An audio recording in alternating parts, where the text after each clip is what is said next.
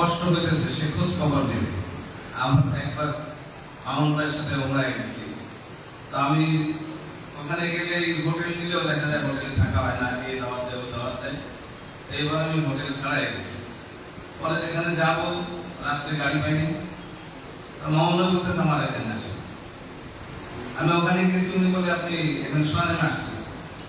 পরে দেখি উনি নিচে শোয়া, আমি ঘুমাই গেছি। তার বলছে কি ব্যাপার, আপনি আমার মেয়ে ভাই, বয়সে ছোট হতে পারে কিন্তু আসলে আব্দুল কালাম সাহেবকে আমি যদি আমার বয়সে ছোট, আমি যখন শামসুল উলুম পড়াই তখন আব্দুল কালাম সাহেব মক্তবের ছাত্র। তো তারপর আমি ওনাকে অত্যন্ত শ্রদ্ধার আলেম হিসেবে আমি তাকে শ্রদ্ধার নজরে দেখি, কারণ তার মধ্যে আল্লাহ তাআলা যোগ্যতা দিচ্ছে। এবং আলেম এবং যৌকি আলেম কাকে বলে এটা মাপার যোগ্যতা আমাদের দেশে অনেকে নাই, যে যৌক কি জিনিস, এলমি যৌক কাকে বলে। আল্লাহ তাআলা আমাদেরকে তাহকিক করার অনেক যোগ্যতা দিতে সুযোগও দিচ্ছে, আর আমরা জানি না যে তাহকিক কাকে বলে। আমার একদিন মনে পড়ে কাসিউল মাদ্রাসায় রমজান মাসে হুজুর একটা হাদিস বয়ান করতে যায়, এক সাহাবীর নাম, মানে ওই সাহাবীকে হুজুর সাল্লাল্লাহু আলাইহি ওয়াসাল্লাম বলছিলেন যে তুমি বাড়ি বসে থাকলে তো তোমাকে দিত না, কালেকশনে যাওয়ার পরে হাদিয়ে দিচ্ছে, সেটা তোমার জন্য বললাম। তো সাহাবীর নামের মাঝখানের অক্ষর হুজুর সাকিন করে বলছে। আব্দুল কালাম সাহেব বলতেছে হুজুর এখানে মাঝখানের অক্ষর সাকিন জবর হবে। হুজুর বলতেছে কিতাবান তো তাহকিক করলো, তাহকিক করার পরে দেখলো না মাঝখানের অক্ষর জবর আছে। তো এই যে একজন সাহাবীর নাম রাবি, কত লক্ষ লক্ষ সাহাবী, সেই নামের মাঝখানে যে সাকিনের জায়গা জবর হবে, এরকম তাহকিক করার মতো আলেম আমাদের মধ্যে খুব কম আছে। ওনার মতো একজন যোগ্য মানুষ আমাদের এই মাসকাফেলার দিক নির্দেশনা দিতেছেন। এই জন্য আমি বলছি আন্তরিকতা। মামুন ভাই আমার বিয়ে ভাই ওই দেখে দিচ্ছে, আপনি এটা কি করছেন, আপনি কেন নিচে এসেছেন? বলে না আমি আলেম মানুষ, আমি তো আপনি তো মেয়ে ভাই।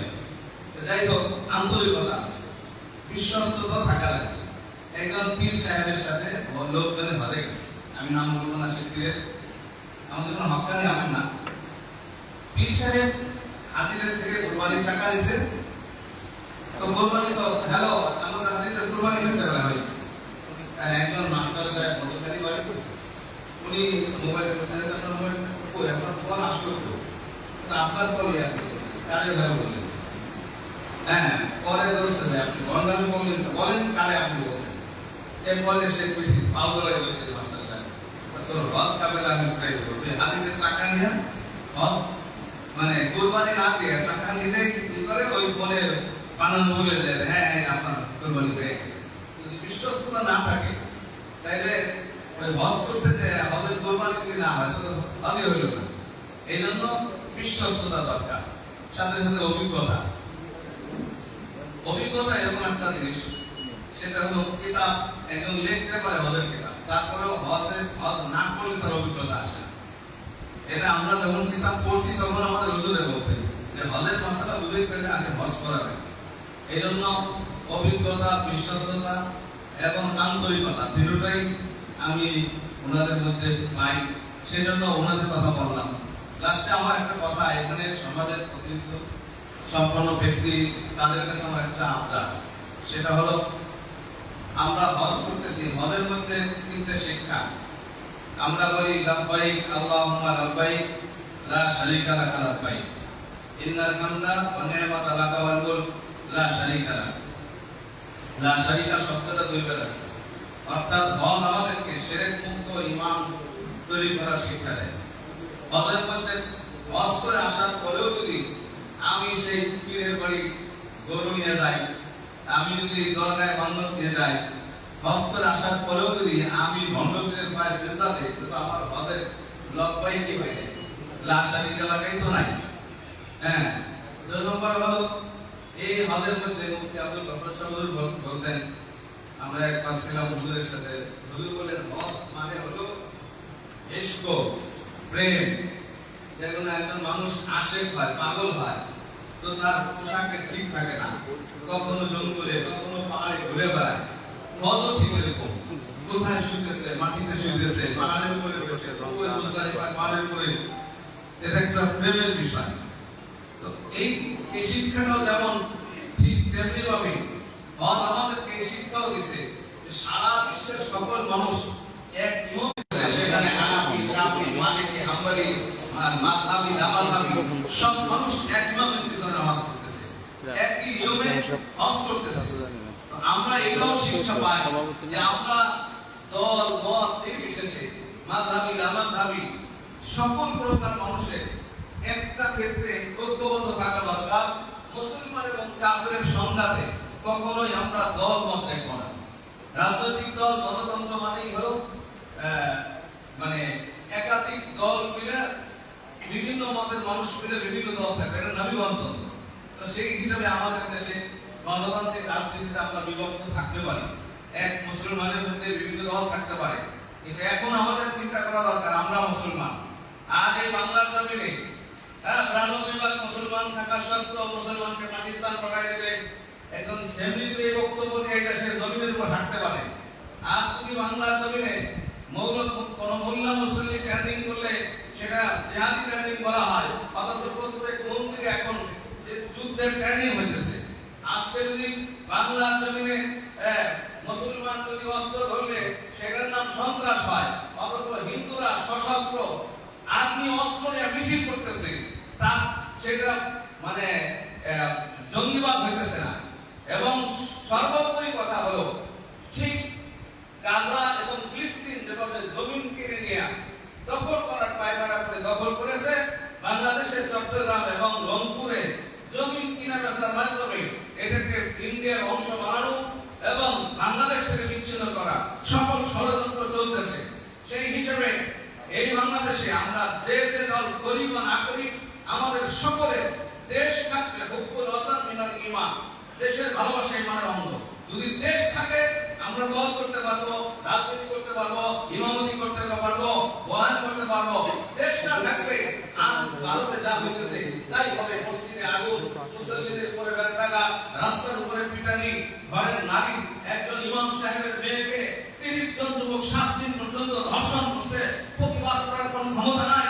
যদি আমাদের দেশ না থাকে, আমরা দেশ রক্ষা করতে না পারি, আমাদেরও নিরাপত্তা থাকবে না।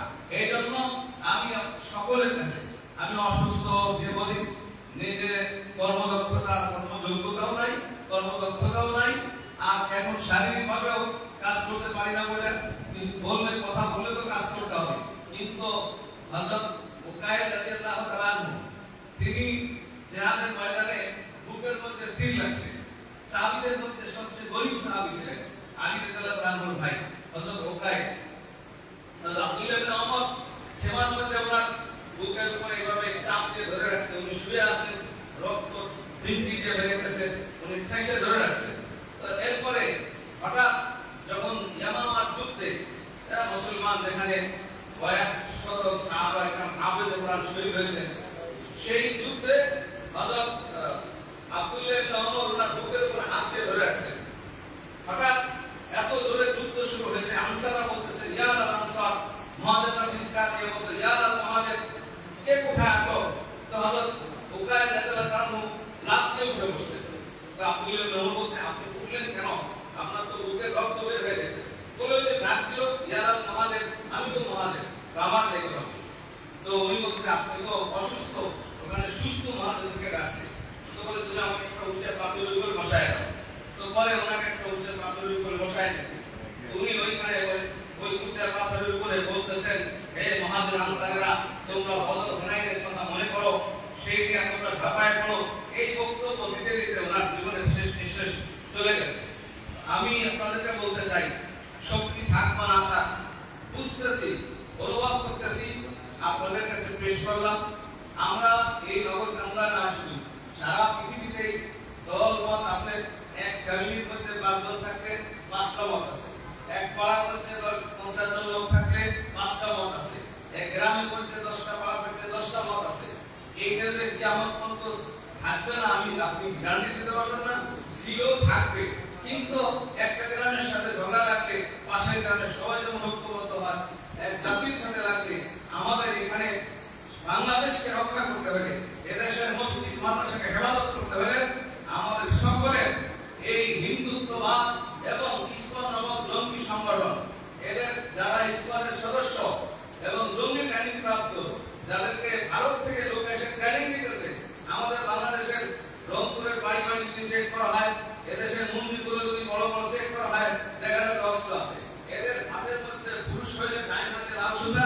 মহিলা হলে বাম হাতে লাভ সোজা। এরা ইসলামের সদস্য, মুসলিম হত্যা করার জন্য এরা শপথ করেছে।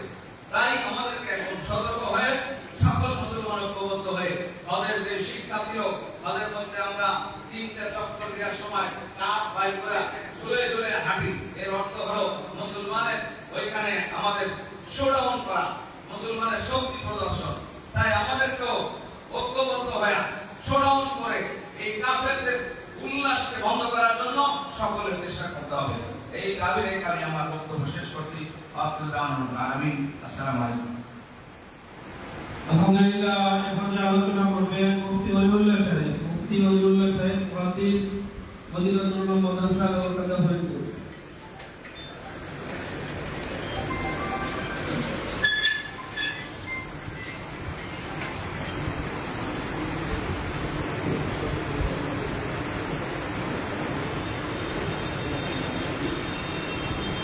বিসমিল্লাহ ওয়াসসালাতু ওয়াসসালামু আলা রাসূলিল্লাহ। আলহামদুলিল্লাহ, আল্লাহ পাকের শাকির আলহামদুলিল্লাহ আল্লাহ রাব্বুল আলামিন আমাদেরকে একটা গুরুত্বপূর্ণ মজলিস, বিশেষ করে আল্লাহর ঘরের মেহমানদের উপস্থিতিতে তাদের সাথে ভালো মানুষদের সাথে উপস্থিত হওয়ার এবং দিনের কিছু কথা শোনার জন্য আল্লাহ সুযোগ দান করেছেন। আল্লাহ শুকরিয়া। আলহামদুলিল্লাহ। ইসলামের গুরুত্বপূর্ণ যে সকল বিধান রয়েছে তার মধ্যে হজ, বাইতুল্লাহ জিয়ারত খুবই গুরুত্বপূর্ণ একটা ইবাদত। ইবাদত বলে যে কোনো ইবাদত আমরা উলামায়ে কেরামের কাছ থেকে শুনে সাধারণ মানুষ যারা আমরা আমল করি। হজের বিষয়টা হচ্ছে এমন যে অনেক সময় যারা হজ করতে যান বা আমরা যারা যাবো বা যাই, তারা অনেক সময় প্রতারণার শিকার। এবার প্রতারণার শিকার হয় অমুকের সাথে গেলে একটু এইটা ওইটা রকম দেবে, এই সুবিধা অসুবিধা এগুলো করার কারণে মানে আমি এক মিনিটে শেষ করেছি আমার অভিজ্ঞতার আলোকে বলতেছি যে অনেক মানুষ যারা হজ করতে যান, উলামায়ে কেরামের সাথে যারা না যান, সাধারণ মানুষের সাথে যাওয়ার কারণে আমার কাছে মনে হয়েছে হজের গুরুত্বপূর্ণ যে ফরজ এটা অনেক মানুষের তরফ হয়েছে এবং হজ বাতিল হয়ে যায় এমন দেখা আছে। এটা তো একটা প্রেমের বিষয়। আমি তো ওখানে খাবার যাইতেছি না, ওখানে ভালো থাকার জন্য যাইতেছি না, আল্লাহ ফরজ করছেন, আল্লাহ মহব্বতে করে দিয়েছে। এমন দেখছি আশপাশের সাথীরা বিশ্বাস হওয়া নিয়ে মারামারি করতে লাগাইছে। সাধারণ মানুষের সাথে গেছে, এক টুকরা মাছ কম বেশি পাইছে, দেখি যুদ্ধ লাগাইছে। একটু বাসা যাবে বলতে শুধু আমি ভিআইপি প্যাকেজে আসছি, আর আমার থেকে মুসলাটা আসার সময় একসাথে আমি ভিআইপি প্যাকেজে আসছি, আবার কেন ওখানে যাবেন? বুঝলাম ভাইজান আপনি তো আল্লাহর মেহমান, আল্লাহর ঘরে আসছেন, হজ ফরজ হিসেবে আপনার বাড়িতে কত সুন্দর খাবারের ব্যবস্থা, কত সুন্দর থাকার ব্যবস্থা, শুধু সে পাবলিকের সাথে যাওয়ার কারণে তার এখানে একজন আলেমের সাথে গেলে সেটা ওটা বুঝাই দিত যে ভাই এটা এই সমস্ত কাজ করা যাবে না, এটা বলা যাবে না। এই জন্য আমরা যারা এখানে আসছি সব অনেকেই উলামায়ে কেরাম, আমরা এটা বুদ্ধি দিই যে তারা বুঝে যাবে, তাদেরকে প্রথমেই কথা বলি যে আপনার বুঝে যাবে নিয়ত করছেন আপনার যে কোনো একজন যোগ্য দক্ষ আমলি আখলাকি আলেমের সাথে যাবে, তাহলে এতটুকু ভাবে আপনার কষ্টটা সহিহ সালামতের সাথে আদায় করবেন। এই পরামর্শ আপনারা দেবেন, এটা আমরা সবসময় দিয়ে থাকি। আল্লাহ রাব্বুল আলামিন এখানে মুরব্বীরা কথা বলছেন আর বলবেন, তারা যে দিক নির্দেশনা আমাদেরকে দান করে এটা আমরা আমল করব। আল্লাহ রাব্বুল আলহামদুলিল্লাহ। এই পর্যায়ে আপনাদের সামনে গুরুত্বপূর্ণ আলোচনা পেশ করবেন আল-ইমাম হজ কাফেলা নগরকান্দা উপজেলা শাখার সম্মানিত জিম্মাদার এবং কাশিমুল মাদ্রাসার শিক্ষা সচিব মুশাইখুল হাদিস আল্লামা মুফতি আব্দুল কাইয়ুম স্যার। আল্লামা মুফতি আব্দুল কাইয়ুম স্যার।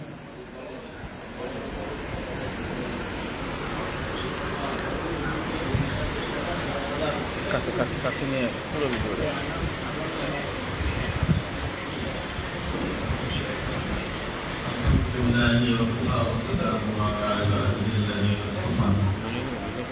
আসলে আজকে আমার কোনো কিছু বলার নেই, বোধ করি না। দাওয়াত আমাদের এই হজ কাফেলা থেকে আপনাদের দেওয়া হয়েছে। আসলে আপনারা সবাই জানেন যে আমি চুপচাপ থেকে পিতামাতাকে ময়দানে থাকার মানুষ। আমি এই ময়দানে মেহনত করার মানুষ নই। আর মূলত এখন মেহনত করছি তা না, কিন্তু আল্লাহ তাআলা ফজল করম 2014 সাল থেকে বলাকারে একটু বাইরে যাওয়ার প্রতিক্রিয়া দিয়েছিলাম। এবং এ পর্যন্ত প্রত্যেক ছাত্রী আলহামদুলিল্লাহ আমার বড় ভাই তার যখন লাইসেন্স ছিল না, যখন এতটা সমাদৃত সব জায়গায় ওনাদের এজেন্সি হয় নাই, তখন থেকে ওনার সাথে আল্লাহ যাওয়ার শাহাদাতুল আকারিব বিল আকারিব, এটা গ্রহণযোগ্য না শরীয়তের দলিল। অর্থাৎ ইব্রাহিম মাহরামের পক্ষ থেকে ব্লাড কালেকশনের কারোর জন্য সুপারিশ মানে কি বলে শাহাদাত সাক্ষ্যদান গ্রহণযোগ্য নয়, কিন্তু সানা মূলক প্রশংসামূলক কথা এটা কিন্তু গ্রহণযোগ্য। হাদিসের মধ্যে এসেছে নবী করিম সাল্লাল্লাহু আলাইহি ওয়াসাল্লাম তিনি প্রশংসা করেছেন তার আহলে বাইতের অনেকে প্রশংসা করেছেন। এই বিষয়টা সামনে করে আমি আপনাদেরকে একটা কথা যেটা বলতে চাচ্ছি, আমি আসলে সবকিছু তো ভাইরাল করেন, আমি তার সাথে সফর করেছি আলহামদুলিল্লাহ। উনি এক আজিব মানুষ, উনি মানে আমি ওনাকে মাঝে মাঝে বলি 40 মানুষ, এত অ্যাক্টিভ, এত হুঁশিয়ার এবং সবসময় যেন নিবেদিত থাকেন যে আমার কোনো একজন হাজির। এবার একটা খানা আসতে আলাদা হয়ে গেলে ভুল করে ফেলছে সৌদির মোয়ালে, আলাদা খানার পর ভাইয়ের আমদানি না, সেখানে সৌদির মোয়ালে আমদানি যার হাতে প্রায় 27,000 টাকা, প্রায় 7,000 কেন আসতে ভুল হয়েছে ভাইজান, তাড়াতাড়ি বাহন ভাইকে নিয়ে ওই সৌদির ভিতরে মামলা করবো, গভর্নমেন্ট সৌদি গভর্নমেন্টের কাছে। আর সৌদির গভর্নমেন্টের কাছে মামলা দিয়ে সৌদির সাথে সাথে ওই মোয়ালে লাইসেন্স কিনে হাতিদের কোনো কষ্ট সৌদি সরকার ভয় তাদের কাপড় হয়ে গেছে। এই যে দূরদর্শিতা ওনার নিবেদিত কিন্তু হওয়ার একটা অবস্থাকে আমি নিজে দেখছি। ফরিদপুর শহরের ডাক্তার আমার খুবই মহত্ব, বারবার আমাকে বলছেন যে আপনার ভাইয়ের সাথে সফর যান, আপনাদের কিন্তু লোক খুব তাফতিশ অনুসন্ধান করছে যে কোথায় কোথায় কি যাওয়া যায়। সমস্ত দোষের সাথে এজেন্সির সাথে কথা বলে সর্বশেষ এসে আমাকে বলছেন, মানে উনি অত্যন্ত মাপা মানুষ, হুঁশিয়ার মানুষ তো আছে না, সবাই যেটাকে চমৎকার বলে উনি বলে চলো বুঝলেন নাই, এমন তো বিয়াতে মানুষ। উনি বলতেছেন আমি এই যাওয়ার পরে এটা আমার কাছে স্পষ্ট হয়েছে যে বাবুর সাহেব এ পর্যন্ত যত বেতন করছে সবার কাছে ওনার প্রশংসা, একেবারে সবাই ওনার প্রশংসা করছে। ওনার বক্তব্য পশুদের যাত্রাবাদী এটা দেখেছি আলহামদুলিল্লাহ। এই সফরে একদম মদিনাতুল মুনাওয়ারায় মসজিদুল হামামার পাশে রয়েছে, এরপরে মক্কায় একদম উপকূল চত্বরে রক্ষা গেছে। আর আইএমও বলে যে সব দেখে কঠিন কষ্ট এটা শুনেছে আমাদের সুলাইমান ফারুকী ভাই বলছেন যে হজ মানেই কষ্ট। ওই সময় হাজির যে প্রশস্তি নিঃশ্বাস ফেলার জন্য এক একটা সিট 2-3 দিন ওনার টাকা পায় না, এই সিট গুলো ভাড়া করতে পারছে এই বছর 2300 রিয়াল হাজিরা সুবিধা করতে পারে। ওখানেও আছে মানে সব কিছু দেখছি। আমাকে সৌদি প্রবাসে অনেক ব্যক্তি যারা আছে আমাকে বলছে যে তুমি আপনাদের কাছে আপনি কি ওনাদেরই বর্ণনা আমাকে বারবার অনেক শোনাচ্ছে যে যেই টাকা আমি নিচ্ছে এইভাবে বাড়ে করে আমি নিজেও দেখছি যে ভাইজান 5.5 লক্ষ টাকা যাদের হাজি হিসাব দিয়েছেন তাদেরকে যেখানে রাখছে মসজিদ ইকরারের পাশে ওইখানে ভাইজানের পরিচিত আরেকজন লাইসেন্স করা আছে 6.5 লাখ টাকা হাজি ওনার লাইসেন্স ভাইজান লাইসেন্স হলো একদম মসজিদের নাম বসে মেহরবানি যে এই কাজটা কি করা প্রশংসার কথা খুব বলা যায় আমি সত্যি ছিল আমি সবার কাছে আপনাদের বলবো যে বাইতুল্লাহ সফর এটার জন্য আপনারা আল্লাহ তাআলার কাছে তৌফিক চেয়ে তাইসির এবং কবুলিয়াতের তৌফিক চাইতে হবে। বাকি এখানে আমি আপনাদের সকলের জন্য দিক থেকে দোয়া করি এবং আমি দোয়া চাই। আর বিশেষ করে এই ট্রাভেলসের জন্য, এজেন্সির জন্য বিশেষ দোয়া করবো আল্লাহ তাআলা যেন কবুলিয়ত এবং হক আদায়ের সঙ্গে খেদমতের তৌফিক দান করেন। আপনাদের সবাইকে অন্তরের অন্তঃস্থল থেকে পূর্ণ মোবারকবাদ জানাই, শুকর আদায় করি যে আপনারা এই ট্রাভেলসের পক্ষ থেকে দাওয়াত দেওয়ার পরে আপনারা কষ্ট করে এসেছেন। আপনাদের এই আশাটা আমাদের কাছে অত্যন্ত মূল্যবান।